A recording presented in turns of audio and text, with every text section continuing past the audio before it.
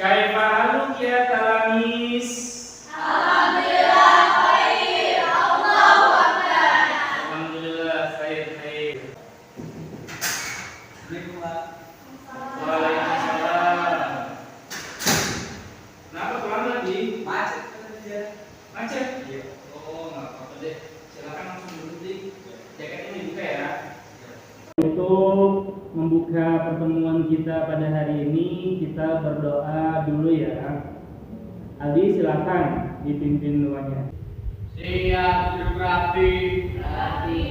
Sebelum memulai pelajaran, dalam ABK baca doa terlebih dahulu.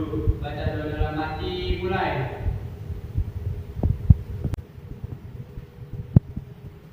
Selesai. Memberi salam. Assalamualaikum warahmatullahi wabarakatuh. Waalaikumsalam warahmatullahi wabarakatuh. Selanjutnya kita membaca surat pendek dulu. Setuju ya?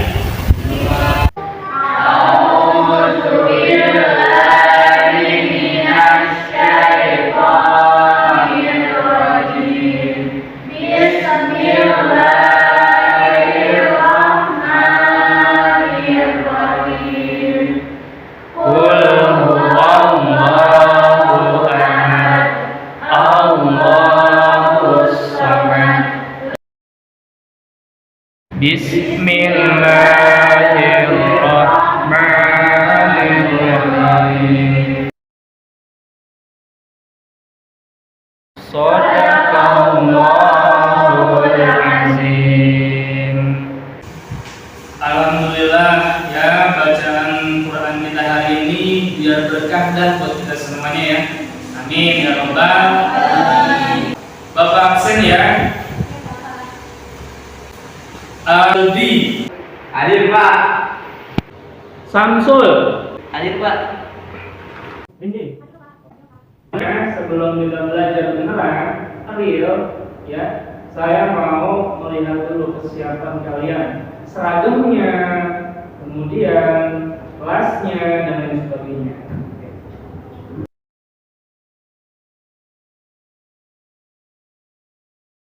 Kelasnya juga bersih. Berarti kemarin dikat ya? Iya, Pak. Materi yang kemarin ada yang masih inget nggak? Saya tahu. Oke, hari ini apa yang kemarin? Baik, sekarang ini kita kan berada di akhir zaman ya, benar apa benar? Benar banget. Dalam artian dengan kiamat itu kita ini benar-benar sangat dekat banget gitu. Nah, kaitannya dengan materi kita sumber hukum Islam, bahwa banyak orang Islam di zaman sekarang tidak mengambil Al-Quran dan hadis sebagai petunjuk atau pedoman hidupnya. Maka bisa kita lihat kan, korupsi di mana-mana, maksiat merajalela. Kita belajar sumber hukum Islam ini supaya apa sih? Supaya kita ini memiliki arah dan tujuan yang pasti begitu. Ya, arah apa, tujuan apa, ya udah jelas lah. Ridho dari Allah Subhanahu wa ta'ala. Sebagaimana di dalam ayat Al-Quran dijelaskan ya, ati'ullah wa ati'ur rasul wa ulil amri minkum. Taatilah Allah, taatilah Rasul Allah, dan taatilah pemimpin di antara kalian.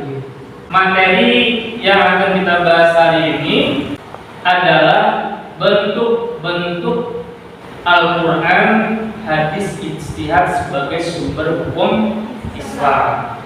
Nah, untuk lebih lengkapnya kita saksikan ya, kita tonton saya menerangkan sumber-sumber hukum Islam. Simak dan tulis. Tapi juga ada banyak sumber-sumber yang lain sih kan oleh masyarakat. Tapi ada juga yang meragukan sumber-sumber yang lain.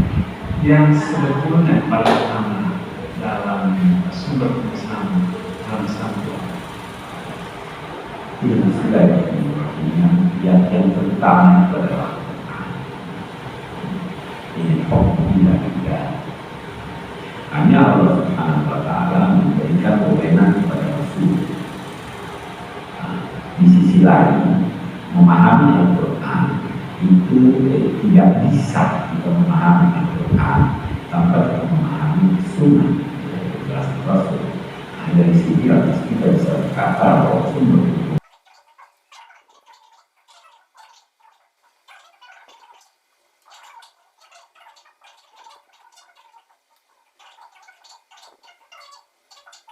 Bagaimana? Jelas nggak penjelasan Kiai tadi? Jelas. Ada yang belum paham? Saya ini mau nanya, saya masih bingung ya sama bentuk-bentuk Al-Quran sebagai sumber hukum Islam itu maksudnya kayak gimana sih Pak? Rini doang? Saya juga Oh, Samsul juga sama? Maksud? bingung bentuk-bentuk hukum sumber, bentuk-bentuk hadis sumber Hadis sebagai sumber hukum Islam? Iya. Udah jelas dari pertanyaan mendetan gitu dari belum paham ya. Karena masih ada keliruan ya pemahaman, kita buat diskusi kembali ya supaya yang bingung-bingung tadi bisa paham. Jadi kalau pernah kali salah dari ini kalau nyanyi bagaimana kasus kasusnya satu terasi pada bagian gimana caranya gas mau ya es mau itu mau gimana gimana dicari ya. Nih kelompok hari ini materinya itu bentuk Al-Quran sebagai sumber hukum Islam. Nah, kelompok kedua materinya bentuk hadis sebagai sumber hukum Islam.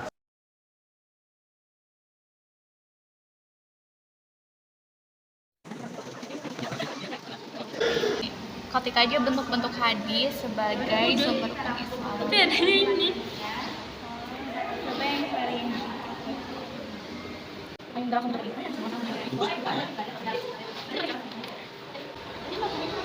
udah. Ini tinggal dijadiin satu aja masih karena dia dulunya masih. Ini masih fit. Bisa juga kan? Bisa kan?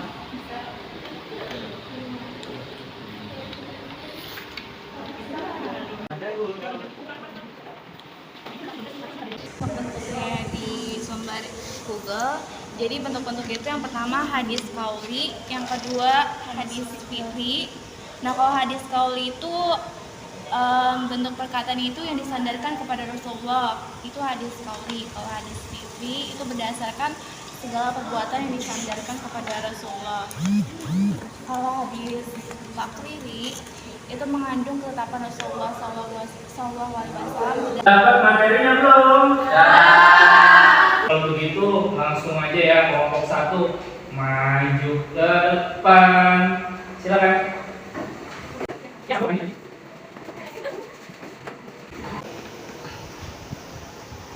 Assalamualaikum warahmatullahi wabarakatuh.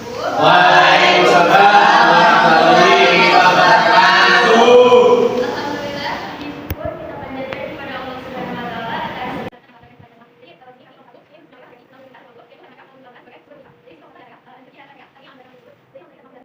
baik, di sini saya akan menjelaskan bentuk-bentuk Al-Quran sebagai sumber hukum Islam.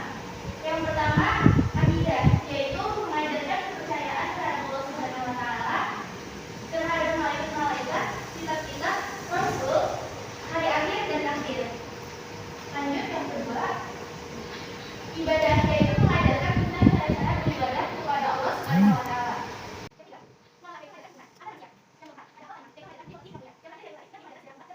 Alhamdulillah, sekian yang bisa saya sampaikan. Barangkali dari kelompok 2 ada yang ingin dipertanyakan.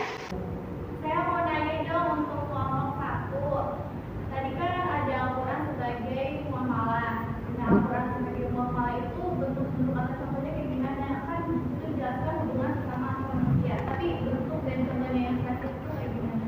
Itu aja dari pertanyaan. Ali juga pengen nanya. Saya mau nanya dong, contoh contoh sejarah yang ada di dalam Al-Quran itu apa aja sih? Contoh sejarah yang ada di dalam yang ada di dalam Al-Quran. Catat dong pertanyaannya. Saya akan jawab pertanyaan dari rekan-rekan. Pertanyaan dari Rendy, bentuk-bentuk contoh muamalah.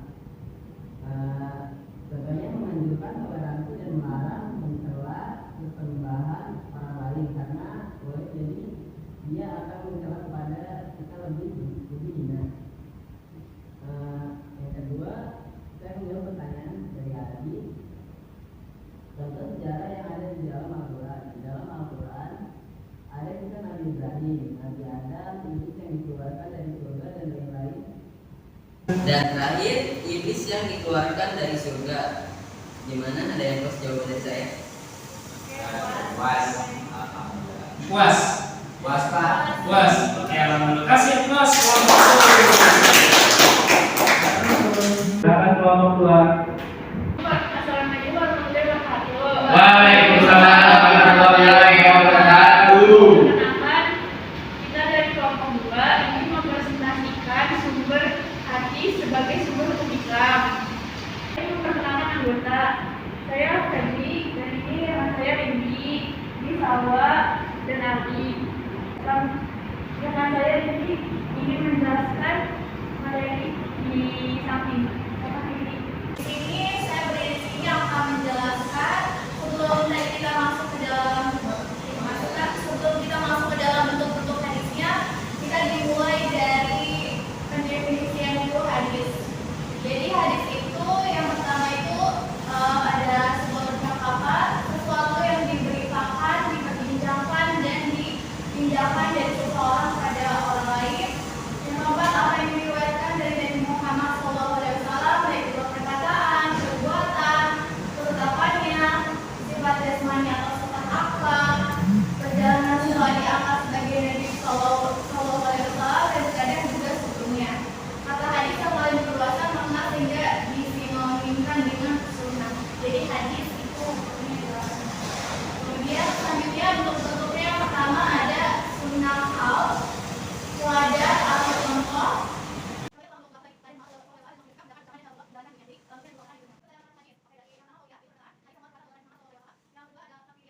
Silahkan teman-teman yang mau bertanya. Jadi saya mau nanya, tadi kan disebutkan bahwa hadis itu merupakan penjelas dari Al-Quran ya. Nah itu jelasnya maksudnya gimana sih? Ada nggak contohnya? Kalau masih bingung ini. Saya mau nanya juga, ketetapan dari hadis takriyah, contohnya tuh kayak gimana? Saya di sini akan menjawab pertanyaan dari Alindi. Nah, hari ini tolong dengerin. Di Al-Quran hanya diperintahkan untuk melaksanakan sholat, tapi tidak dijelaskan secara lebih detail cara-caranya. Nah, disinilah hadis sebagai pelengkap dan menjelaskan lebih detail bagaimana cara sholat dan menjelaskan lebih detail lainnya. Benar, paham? Ini saya persingkat. Al-Quran berimannya aqimus sholat doang. Dirikanlah sholat, tetapi nggak ada rincian takbiratul ihramnya dan lain sebagainya. Nah, di dalam hadis itu semuanya dijelaskan secara mendetail. Maka hadis fungsinya menjelaskan Al-Quran. Paham ya?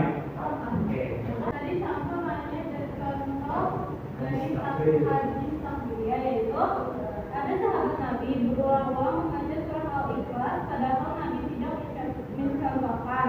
Kemudian sahabat yang lain bertanya pada Nabi, ya Rasul, bolehkah si fulan membaca Al-Ikhlas berulang-ulang? Rasul hanya diam dan tersenyum. Gimana puas sama jawabannya? Oke, saya lurusin ya, bahwa ada sahabat Nabi demen banget nih sama surat Al-Ikhlas. Tiap orang dibaca-baca terus, padahal Nabi tidak mencontohkan saat itu. Nah, ada sahabat Nabi yang lain bertanya penasaran, wahai Nabi, kira-kira amalan si fulan ini boleh nggak sih? Nabi nggak menjawab, cuman diam dan tersenyum, mengiyakan seperti itu. Kasih pas Ya, dari kelompok kami, apa ada kesalahan kata? Assalamualaikum warahmatullahi wabarakatuh. Waalaikumsalam warahmatullahi wabarakatuh. Pembelajaran kita hari ini sudah selesai. Patut kita mengucap alhamdulillahirabbil alamin. Minggu depan kita udah ganti pembelajaran bahasa, gitu ya. Nah, untuk di rumah PR jangan lupa LKS tolong dikerjakan ya, evaluasi bab tentang sumber hukum Islam. Ya, jangan sampai lupa dikerjain ya. Belum? Semuanya udah paham kan pembahasan kita? Paham deh? Alhamdulillah. Begitu kita tutup ya dengan membaca doa. Salih di doanya. Siap Guru Rapi. Sebelum pulang, pertama baca doa terlebih dahulu. Baca doa dalam hati, mulai. Selesai. Memberi salam.